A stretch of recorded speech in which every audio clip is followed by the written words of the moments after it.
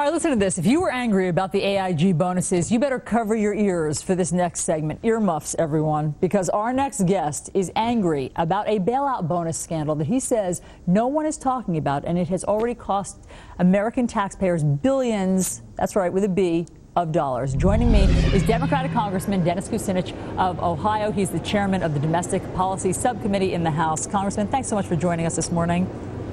Thank you. Good morning. You say that because of you basically appearing here on America's Newsroom, we are just now finding out about these huge billions of dollars worth of bonuses that were paid out to Bank of America or Merrill Lynch right before we gave them billions of dollars in TARP money. Explain this to us. Merrill Lynch knew it was getting $10 billion in TARP funds. At the same time, they were preparing to give $3.7 billion in bonuses, performance bonuses, to their top executives at a time that they were losing $15 billion in the fourth quarter. The United States had 800,000 preferred shares.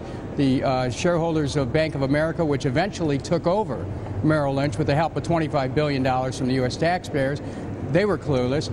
I'm trying to find out, what did the United States government know? Did they know that Merrill Lynch was giving these $3.7 billion in bonuses? What did Bank of America know? Did they know that Merrill Lynch was giving these $3.7 billion in bonuses? These bonuses are 22 times the bonuses that the AIG executives received.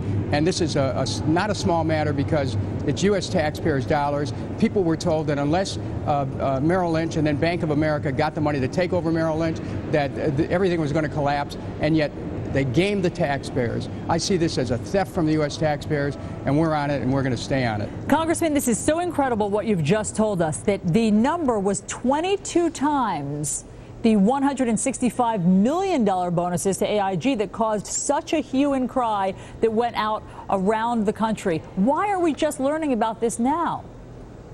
Well, I think that, there was a certain amount of misdirection, attention to the AIG bonuses, which is not, not a small matter, $165 million. But, that, I think the hue and cry about that was to divert attention away from the fact that Bank of America was sending over $40 billion to counterparties, including people that shipped the money out of the country. Much bigger issue. However, in this case, here is a clear case of people getting performance bonuses while a company's losing $15 billion in such trouble that they had to be taken over by Bank of America with another $25 billion from the taxpayers to facilitate that. And meanwhile, $3.7 billion in bonuses. The U.S. government had 800,000 preferred shares and warrants. What did our government know about it? The Bank of America owed it to their shareholders. Why didn't they disclose it? I've sent letters to the head of the TARP fund, Neil Kashkari, to the head of Bank of America, and also to the head of the Fed to see what everyone knew, and we're going to disclose what they knew to the American people.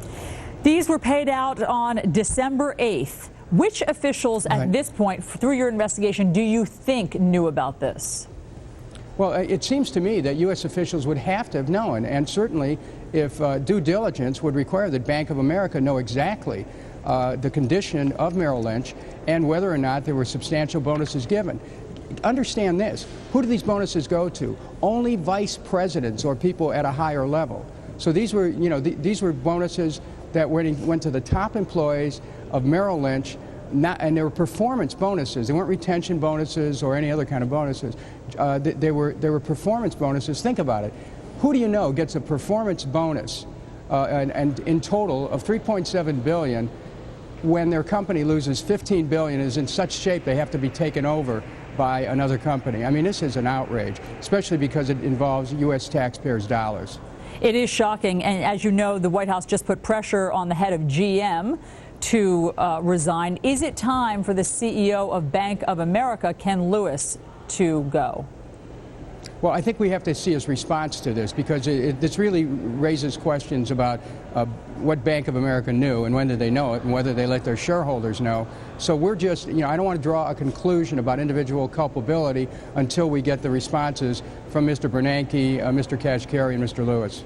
How much support have you gotten on Capitol Hill for your investigation? Of course, we know during the AIG bonus scandal, everyone was grabbing their bully pulpit to express all the outrage.